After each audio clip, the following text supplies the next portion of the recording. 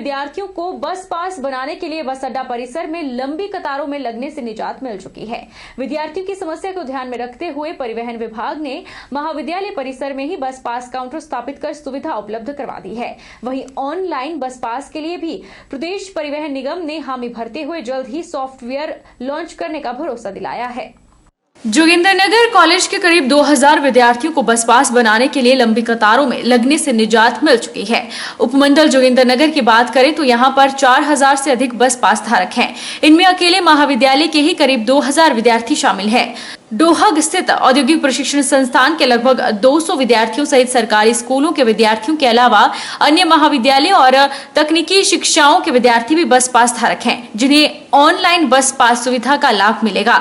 सोमवार को महाविद्यालय परिसर में करीब 120 विद्यार्थियों के बस पास से संबंधित दस्तावेज भी परिवहन निगम के कर्मचारियों ने दर्ज किए। HRTC ने अपना जो काउंटर है यह कॉलेज में खोल दिया है। अब बच्चे जो है 10 से 12 बजे तक यहाँ पास बनाएंगे। इससे ये सुविधा होगी कि बच्चे जो है वो क्लासेस भी लगा सकते हैं और साथ में जो है पास भी बना सकते हैं। और बच्चे जो है जो बस स्टैंड जाते थे और उनका समय जो जाया होता था उससे जो है वंचित हो गए हैं और क्लासेस जो है वो स्मूथली लग रही है। बजरंग दल विश्व हिंदू परिषद जिला बिलासपुर इकाई के द्वारा दिल्ली में बजरंग दल के कार्यकर्ता रिंकू शर्मा की हत्या को लेकर धरना प्रदर्शन और नारेबाजी की।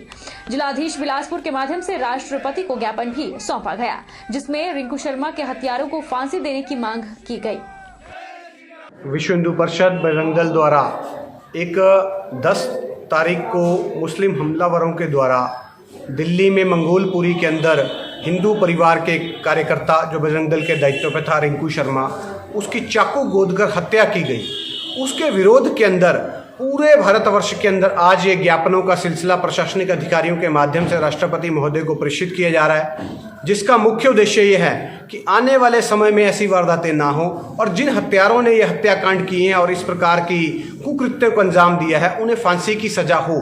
उसमें हम मांग करते हैं कि इस प्रकार की घटनाएं जो राम जन्मभूमि निधि समर्पण अभियान के अंतर्गत चलते हुए ये सब चीज़ें की जा रही हैं बहुत निंदनीय है।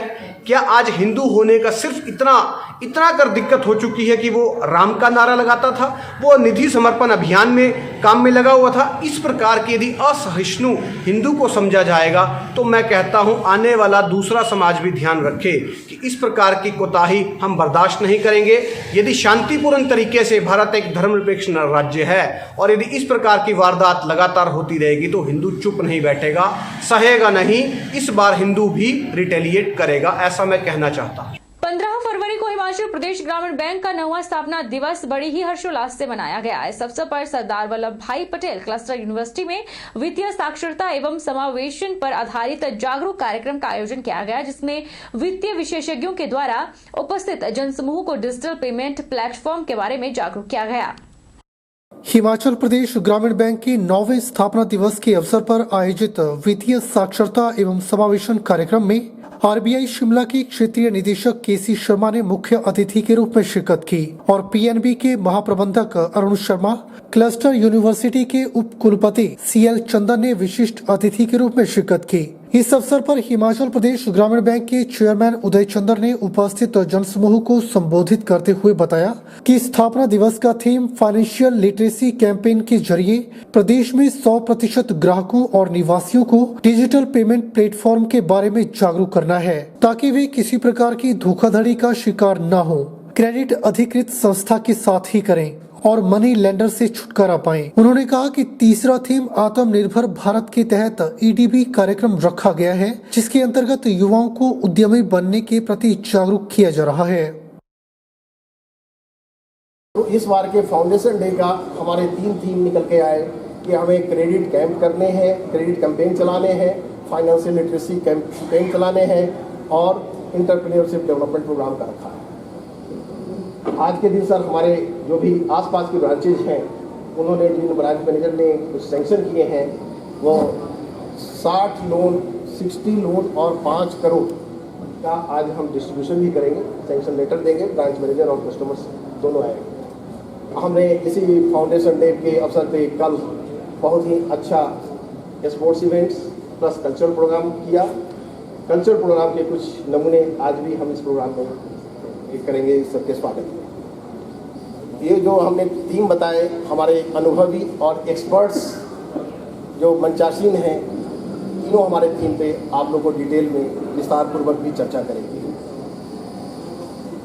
HPGB हिमाचल प्रदेश ग्रामीण बैंक जो एक नटसेल में मैंने बताया कि जो एक छोटा सा मंडी से मनपसंद वाले मिठाई से शुरू होके आज 8600 करोड़ का बिजनेस, 8600 करोड़ का बिजनेस हो गया है, 6300 करोड़ का डिपॉजिट है और 2300 करोड़ का क्रेडिट है।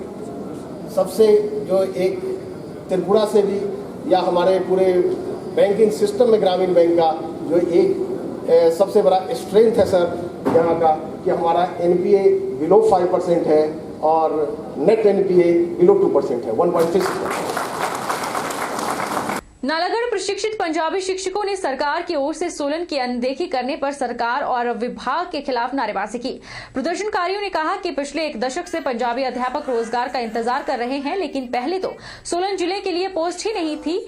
जब पोस्ट निकाली गई तो ऊना जिले को स्थानांतरित कर दी गई है। पंजाबी शिक्षकों ने चेतावनी दी है कि अगर उनके साथ भेदभावपूर्ण रवैया अपनाया गया तो उन्हें आंदोलन और तेज करना पड़ेगा।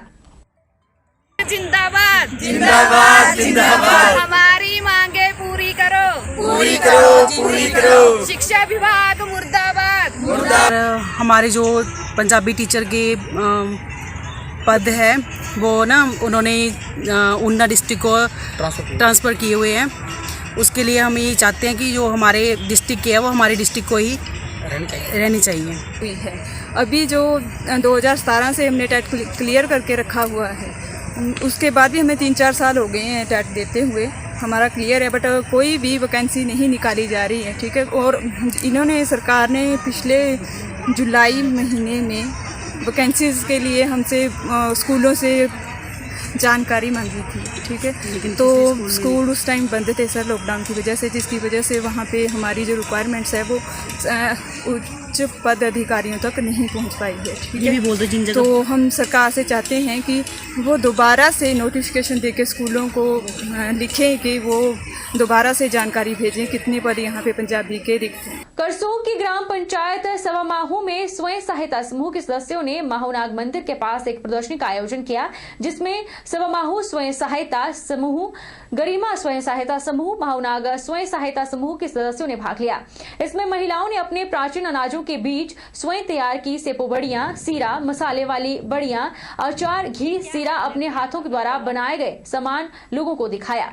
इन्होंने अपनी प्राचीन अनाजों को ज्यादा से ज्यादा उगाने, इसका प्रयोग करने के लिए लोगों को प्रेरित किया। आज स्वयं सहायता समूह सवामाहू की सदस्यों ने अपने गांव के पास माहूनाग मंदिर के पास एक प्रदर्शनी का आयोजन किया तथा इस प्रदर्शनी में महिलाओं ने अपने प्राचीन अनाज तथा अपने हाथों के द्वारा बनाई गई वस्तुएं और चीड़ की पत्तियों से तैयार सामान का सामान सभी गांव के लोगों को दिखाया तथा अन्य लोगों को भी दिखाया तथा सभी लोगों को यह बताया कि हमें यह पुराने अनाज दोबारा से बीजने चाहिए तथा इसका उपयोग ज़्यादा से ज़्यादा करना चाहिए, क्योंकि जो हमारे यह विदेशों से आ रहे सामग्री है इसमें से हमें बीमारियों का ज़्यादा से ज़्यादा ये हो रहा है, बीमारियां ज़्यादा से ज़्यादा लग रही हैं। इसलिए हमें अपने अनाज का उपयोग करना चाहिए तथा अपने खेतों में यह दोबारा से बीजने चाहिए। महिलाओं ने जो चिल की पत्तियों की टोकरियाँ तथा अन्य वस्तुएं भी बनाई हैं, तो इसके विषय में भी लोगों को बताया कि यह हमें ज़्यादा से ज़्यादा उपयोग करनी चाहिए, यह हमारी शुद्ध चीज़ें हैं। बिलासपुर के लुणू मैदान में हिमाचल पैराग्लाइडिंग एसोसिएशन के तत्वाधान में बिलासपुर इकाई द्वारा 15 दिनों का प्रारंभिक प्रशिक्षण शिविर की शुरुआत की गई है। वहीं बिलासपुर सदर से विधायक सुभाष ठाकुर ने इस प्रशिक्षण शिविर की शुरुआत करते हुए जिले के 10 प्रशिक्षुओं को शुभकामनाएं दी। प्रशिक्षुओं को इंग्लैंड के ब्रिटिश पैराग्लाइडिंग एसोसिएशन के सिलेबस के आधार पर प्रशिक्षण दिया जाएगा, जिसमें मुख्य रूप से पहले 5 दिन ग्राउंड ट्रेनिंग और स्मॉल हॉप्स का प्रशिक्षण दिया जाएगा, जिसके बाद 200 फीट तक छोटी फ्लाइट्स करवाने के बाद उन्हें क्लब फ्लाइट का प्रशिक्षण दिया जाएगा। पैराग्लाइडिंग फ्लाइट्स के बेसिक जानकारी मिलने के बाद इन प्रशिक्षुओं को माउंटेनिंग इंस्टीट्यूट मनाली और बीड़ बिलिंग में भी प्रशिक्षण के लिए ले जाया जाएगा ताकि पैराग्लाइडिंग से संबंधित सभी बारीकियां इन्हें सीखने को मिले। पैराग्लाइडर इंस्ट्रक्टर विशाल जसल ने कहा कि उन्हें पूरी उम्मीद है कि बिलासपुर का मौसम पैराग्लाइडिंग के लिए अनुकूल रहेगा और नए प्रशिक्षुओं को इस एडवेंचर स्पोर्ट्स में आगे बढ़ने का मौका मिलेगा। बीड़ बिलिंग में पैराग्लाइडिंग होती है, वह क्रॉस कंट्री है। यहाँ जो पैराग्लाइडिंग है वो एक्रोबैटिंग है। बीड़ बिलिंग में एक्रोबैटिंग नहीं हो सकती और यहाँ पर क्रॉस कंट्री नहीं हो सकती, इसलिए अपने आप में यह अलग अलग इवेंट्स भी हैं और इससे जो नौजवान हैं इनको थ्रिल और टूरिज्म, तो बिलासपुर के को भी टूरिज्म के मानचित्र पर या एक्रोबैटिंग के माध्यम से, पैराग्लाइडिंग के माध्यम से, वाटर स्पोर्ट्स के माध्यम से आने वाले दिनों में यह बहुत सी संभावना है। ये जो हमारे नॉर्म्स हैं, जो सिलेबस है, वो हम BHPA के सिलेबस को मान के चल रहे हैं। उन्हीं के जो रूल्स एंड रेगुलेशंस है उन्हीं के अनुरूप ये सारा जो इसका हमारे कोर्स का प्रारूप है उसके द्वारा ये चलाया जाएगा, जिसमें हम पहले 3 दिन हम इसमें ग्राउंड ट्रेनिंग करेंगे, चौथे 5वें दिन स्मॉल हॉप्स और 6वें दिन 6-7वें दिन इसमें हम छोटी फ्लाइट्स करेंगे जिसकी हाइट रहेगी 200 फीट से नीचे। जैसे ये जितने भी हमारे प्रतिभागी हैं, जितने प्रशिक्षु हैं, जो लोग इसको क्वालिफाई करेंगे, फिर उसके लिए हम उनको आगे लेके जाएंगे क्लब पायलट के लिए। जो क्लब पायलट में डिफरेंट काइंड ऑफ एक्सरसाइजेज होती हैं, उसमें कुछ एयर टाइम लगाना होता है, उसमें रैपिड डैशिंग डिसेंट टेक्निक्स और कुछ एक सेफ्टी मैनूवर्स हैं, वो सारे करते हुए ये लोग क्वालिफाई करेंगे। रुकेंगे एक छोटे से ब्रेक के लिए, ब्रेक के उस पार फौरन लौटेंगे, आप बने रहिए हमारे साथ। अरे चुप क्यों हो गए? माइक टेस्ट भैया जी का माइक टेस्ट। आज का मैच तेरी बैटिंग का असली टेस्ट है। टेस्ट।